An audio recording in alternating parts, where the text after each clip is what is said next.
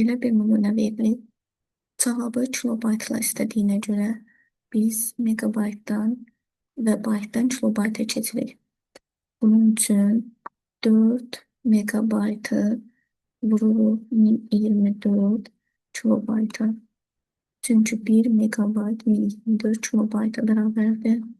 Plus 3 kilobayt olduğu üçün qalır.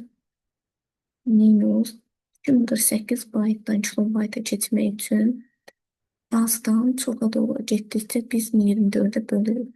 248 baytı bölürük 1024 kilobayta.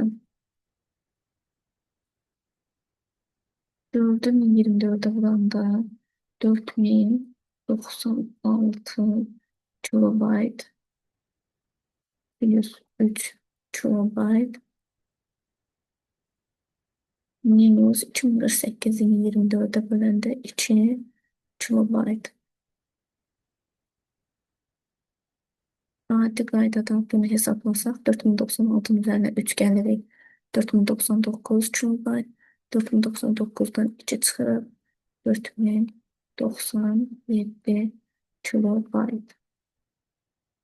Və yaxud burada 3 kilobaytdan 2 kilobayt çıxıb 1 kilobayt. 4096'ın üzərinə 1 gəlir. 4097 kilobayt.